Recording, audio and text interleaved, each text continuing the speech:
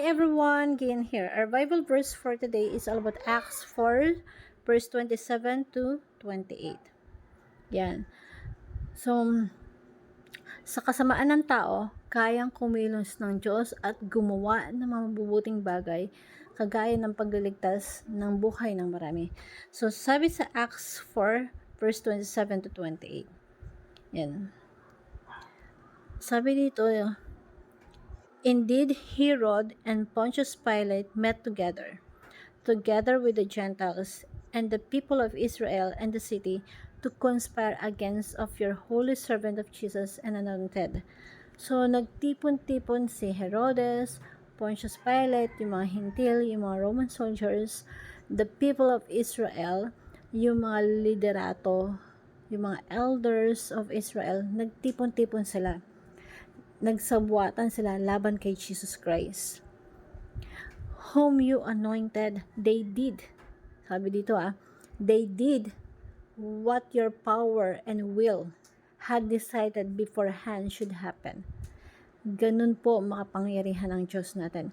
So, walang hindi kontrolado ang Diyos. Kahit makasalanan ng tao, under the sovereignty of God. Sabi nga dito, they did. Ginawa nila yon sa ilalim ng kapangyarihan ng Diyos. So, ibig sabihin, walang lingid sa kaalaman ng Diyos.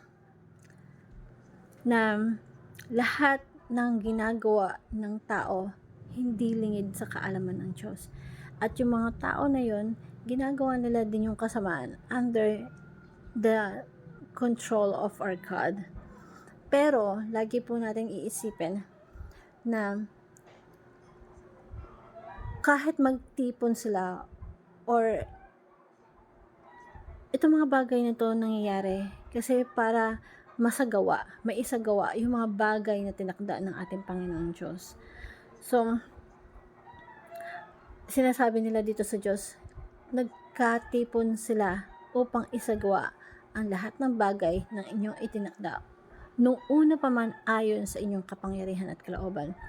So, ito yung magbibigay ng comfort po sa atin na lahat ng nangyayari dito sa mundo, mabuti man yan o masama, nangyayari yan hindi dahil nagulat yung Diyos o walang alam ang Diyos.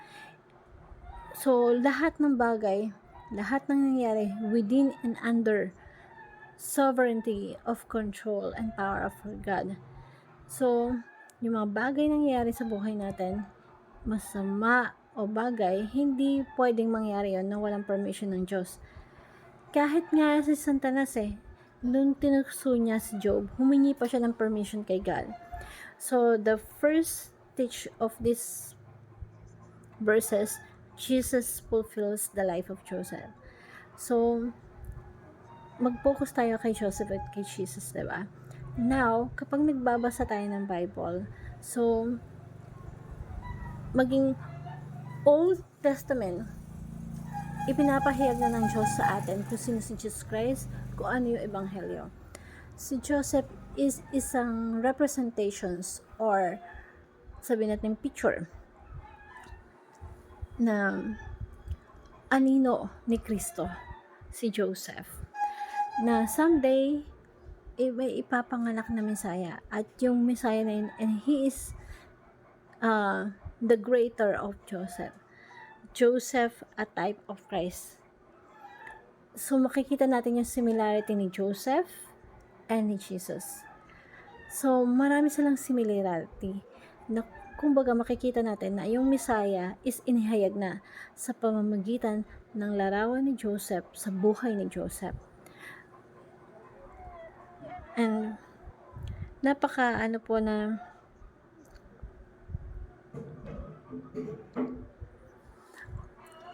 kahit si Jesus tinraidor ng mga kanyang kababayan, pinagkalulo, at pareha silang nagdusa.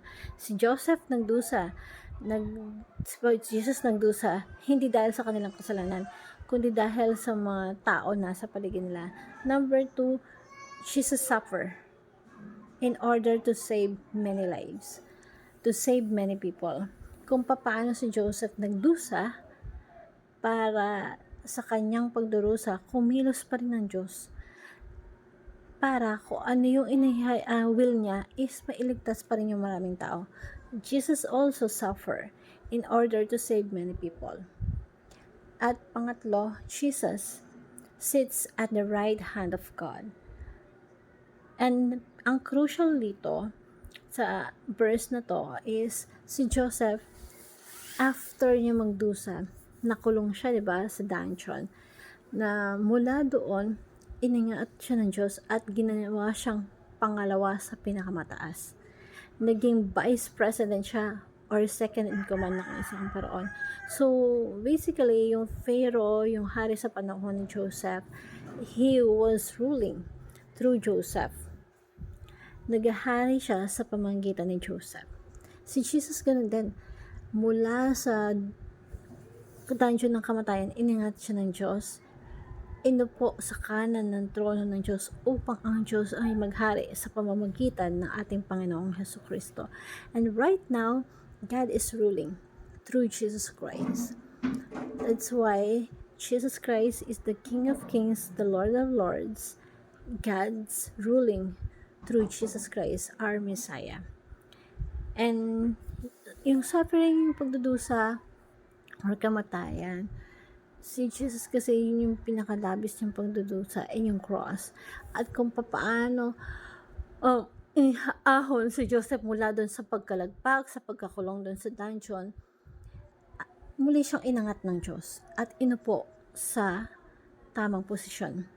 So, Jesus is the right hand of God to rule all over. Si Jesus kasi, siya yung naghahari ngayon. Kaya ikaw at ako, lahat tayo nagde-devotion ngayon. Tayo yung mga pinaghaharian ng ating Panginoong Jesucristo. That's why, yung buhay natin dapat nababago araw-araw. Dapat nakikita ng tao sa paligid natin that yung life natin is the life that God changes every day within us. Si Kristo ay nasa atin araw-araw because Jesus Christ resurrected from the dead and He is alive to invade upang sakupin yung ating buhay. So, kaya dapat yung application natin dapat tatlong S. Number 1 is try to imitate Christ. So, kung ginagaya mo ibang tao, yung mga idol mo dyan, why not try to imitate God? Siya na yung pinaka-imitate natin. That's why we said that we are like Christ. So, ngayon pa lang, let's imitate God. So, lahat ng characteristic ni God, dapat yun yung i-goal natin na ma-imitate natin. Na yun dapat yung aim natin na meron tayo. Na attitude, the character, the pictures of God. Yung buong Bible, yung sa Bible nga yung buong Bible is pinapangaral about Jesus Christ upang makilala natin kung sino si Jesus Christ at maging katulad kung ano meron si Jesus Christ, yun yung i-goal natin, yun dapat imitate natin, yun yung dapat ma-purpose natin sa buhay natin na magkaroon ng direction ng buhay, ng character katulad ni Jesus Christ to become like Christ na dapat yun yung i-goal natin, yung magkaroon ng enablement of the Holy Spirit within sa life natin. So, pangalawa, let's share in the suffering of Jesus, and dapat yung pangatlo, maging symbol natin talaga si Jesus Christ sa buhay natin. Yan. Hope these verses you will learn a lot. Thank you everyone and God bless.